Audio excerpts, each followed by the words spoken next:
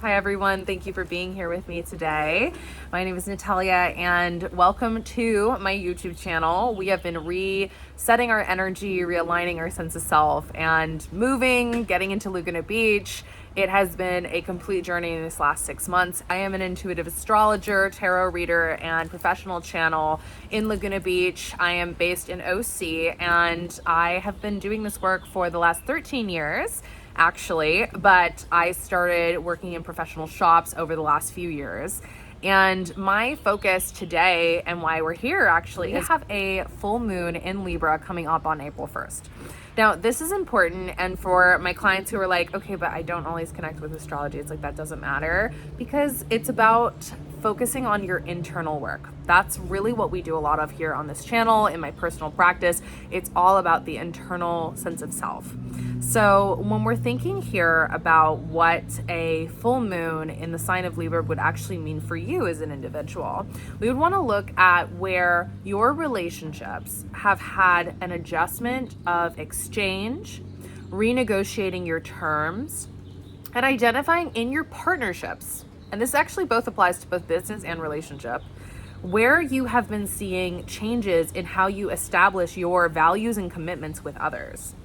Now, for me personally, in my relationships, what I've learned to work with and what I teach my clients is that when it comes to balancing your needs with the needs of another, the most important component of this is the honesty to acknowledge when you are growing into a new form of yourself, but being very open about these changes in who you are, as well as identifying what components of your sense of self actually benefit when you're able to coordinate with other people.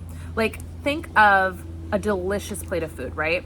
And when you're collaborating with someone, you want your spice to bring out the sweetness, and you want that good flavor. You want that unification where neither individual is feeling drowned out, but each person is able to just shine as they are.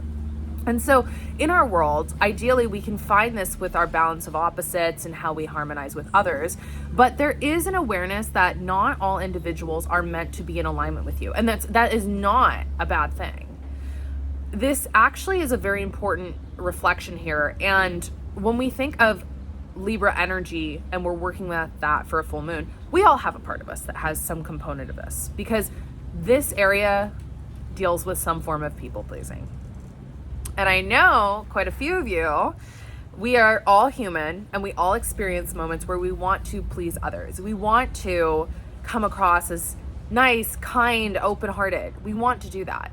But when it comes to truly aligned collaborations, you do have to ask yourself if each individual connecting to you comes from a place of their own power, and if their alignment, their values, the things that they're working on, or sometimes, and this is to be fair, a lot of times on paper, people will have values and similar connections as you. They'll have similar goals.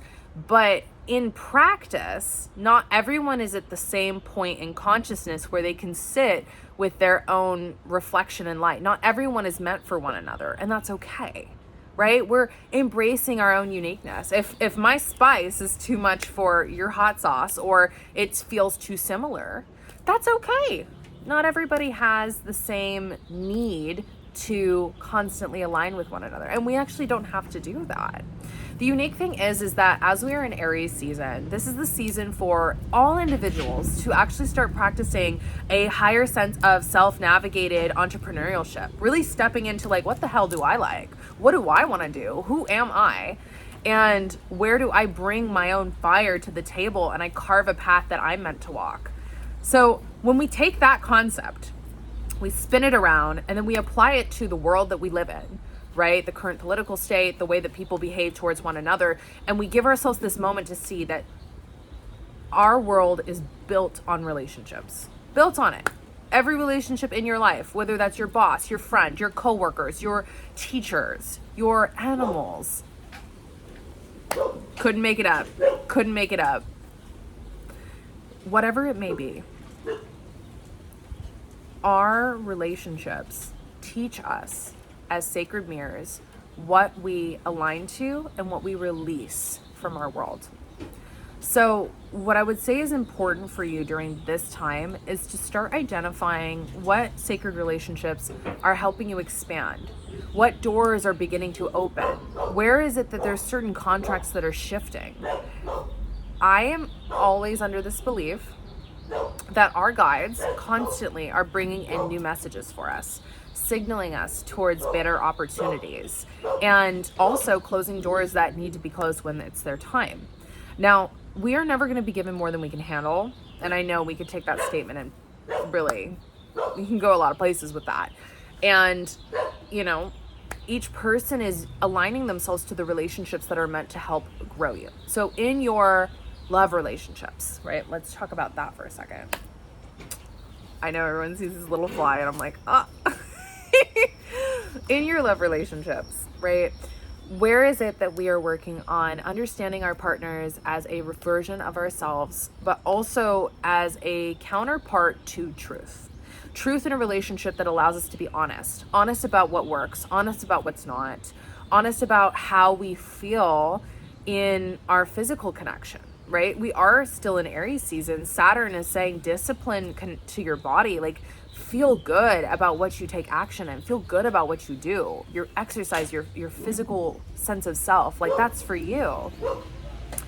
So when we think about our relationships and we want to apply the concept of harmony, how do we bring two opposites together? Well, one, we can't force them, right? Even the statement itself is a force. We want to see our divine counterparts, our partners, business partners, as a version of us that is aligning. And when we lovingly respect each person's personal narrative, their experiences, and we do not abandon our own, as the self-abandonment is released, shadows of codependency are able to be released. Our relationships show a greater sense of unity because you feel safe and comfortable being with yourself. That when you advocate for your needs because you won't self-abandon, your relationships are actually healthier to be in. And a lot of the times, and this is just something as a Libra moon myself for this full moon in Libra coming up, there is this component of really wanting to be in connection with others for joy, be in connection because it brings up so many things that you can see about yourself. But there are these divine moments where the reflection is meant to be between you and source, and always, and that people though can be mirrors, our partners can be mirrors, but we have to call ourselves back into this beautiful reunion to our source consciousness, coming home to your internal soul light and what it feels like to being compassionate to yourself in that sense of self-love is I give back to me, I come back to me, my source is home. Home is where my love is originated from. My divine being is connected to this sense of conscious being. I am present with all that is meant for me, and all that is meant for me finds me effortlessly.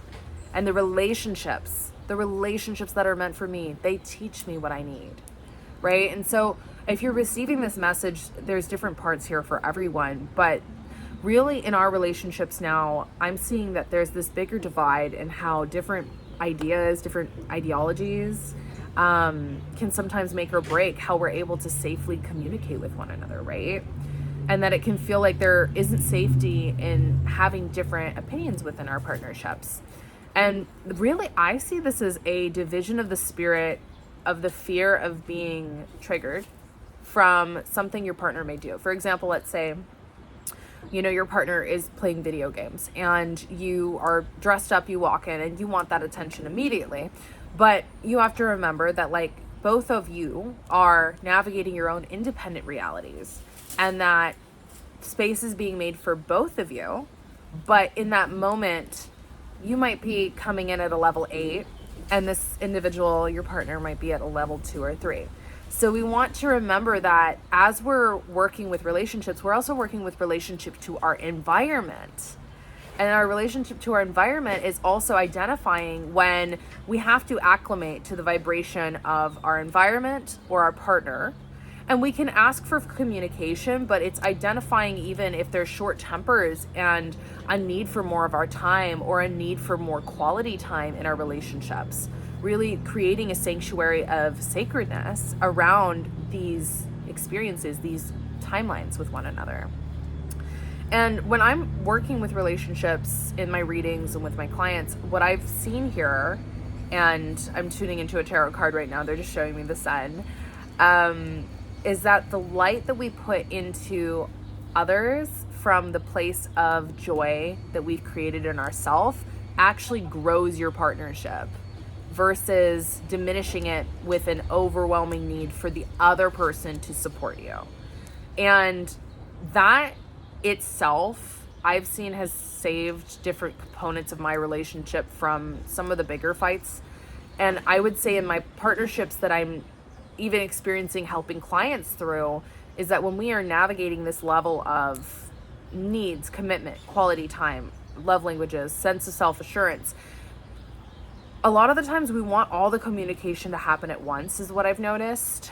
And I feel with this full moon, a lot of individuals are going to have deeper conversations about what their partnerships teach them, how these relationships can grow and expand, but also communicating in smaller pieces versus giant, long conversations that are hard to follow the different components. I would say it's important for us to, as divine beings, as the feminine, which I guess I'm speaking through here, whether you identify as masculine or feminine, this is a moment of the individuals who are sitting in the conscious awareness that they are going to initiate something with their partner, a discussion, and identifying how do you outline safety so that way both of you can sit in the right type of conversation to discuss these values versus leading with high intensity anxiety and then building a conversation from what you're fearing or what you're afraid of,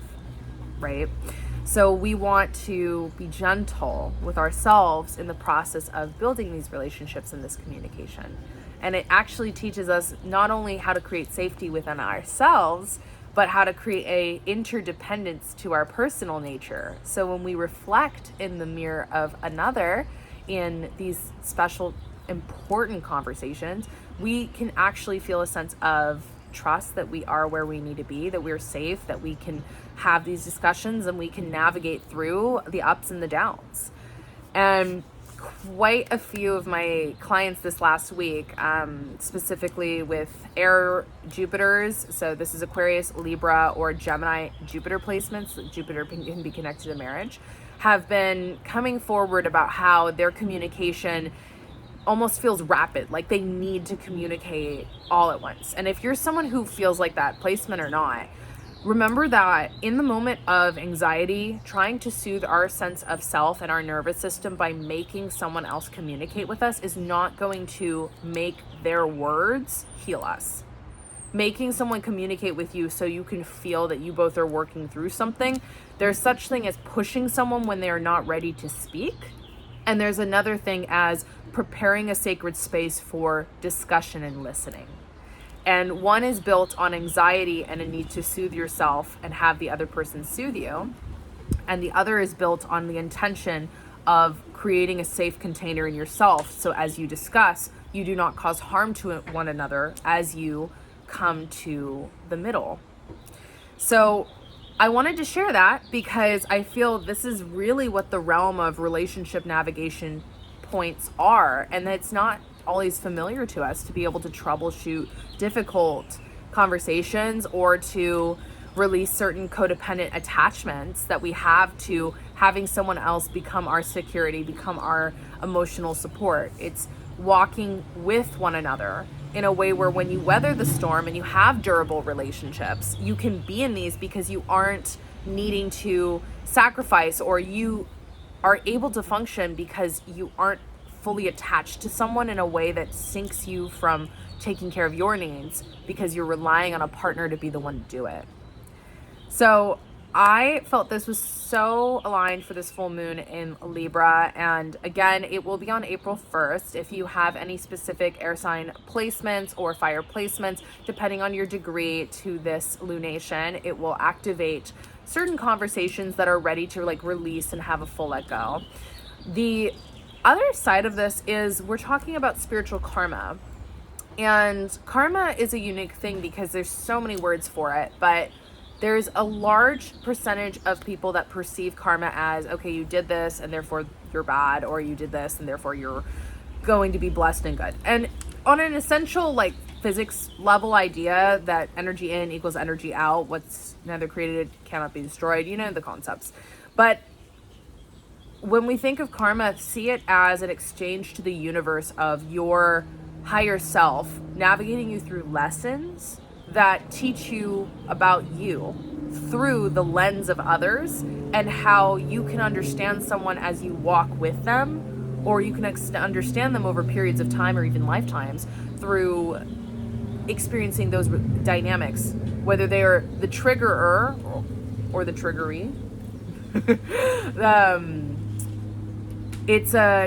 It's a way for the spirit and the soul to have a full encompassing experience and to understand why we make the choices we do. And imagine a child touching a hot stove and realizing that burns. I'm not going to do that again. Karma is essentially its own form, not just as a punishment, which is what a lot of people associate as, but as a way to teach us how to understand our relationship to the world. And our relationship to the world is how we navigate our interpersonal consciousness. You have a relationship to your mind, you have a relationship to your higher self, you have a relationship to your guides, your animals, your people. We've discussed this.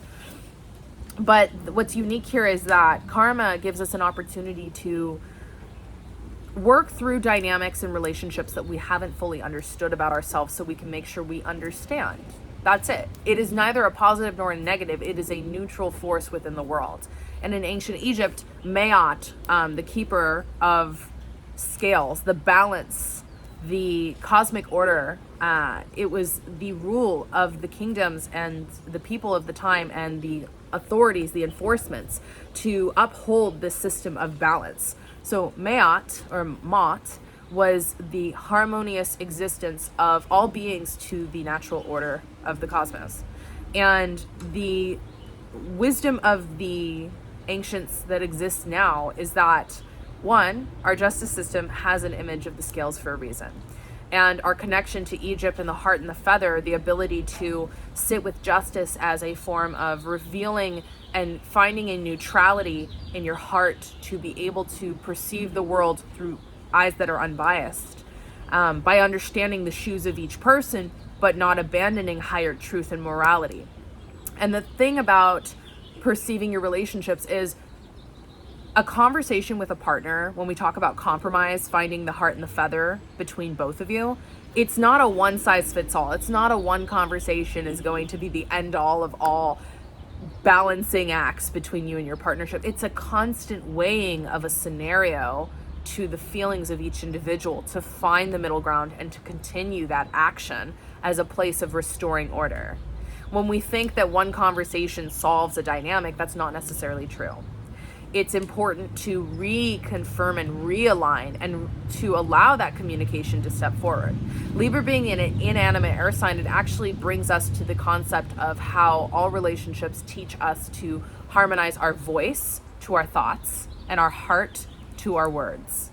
So the heart and the feather, the words that we use in our relationships, our heart, our emotions, that teach us how to communicate from a place of love, right? It's a reciprocal relationship between our voice and our words meeting our actions. And our actions is the act of balancing the scales, is taking efforts that will show that you have taken compromise into consideration, and now you are taking aligned action to show that you have balanced what was out of alignment. So with this beginning to April, it's going to be an important time for us to really come back into a new level of self-sufficient relationships to us. So thank you for being here. I'm not going to edit this. I'm letting Spirit do what Spirit's here to do. And it's more than a pleasure to be a channel. I read at different locations. I read online at my website, divinityinspires.com. I do my Zoom. And I'm always happy to support those who are stepping into this awareness. You don't need to just connect with astrology. There's so many tools, our spirits, divine beings, guides that surround us with what we need. And in this journey, it's important to know not only are we not alone, but our path to awareness and awakening is our unique experience. No one's here to teach you how to be you, and no one's here to lead you through that. It's a remembrance of your connection and relationship to source and your higher self. And I look forward to connecting with more of you. And if you enjoyed this, please subscribe. Please drop a like. It helps me continue on in my quest for experiencing life. And I'm more than happy to serve in all the ways I'm supposed to. So thank you for being here with me.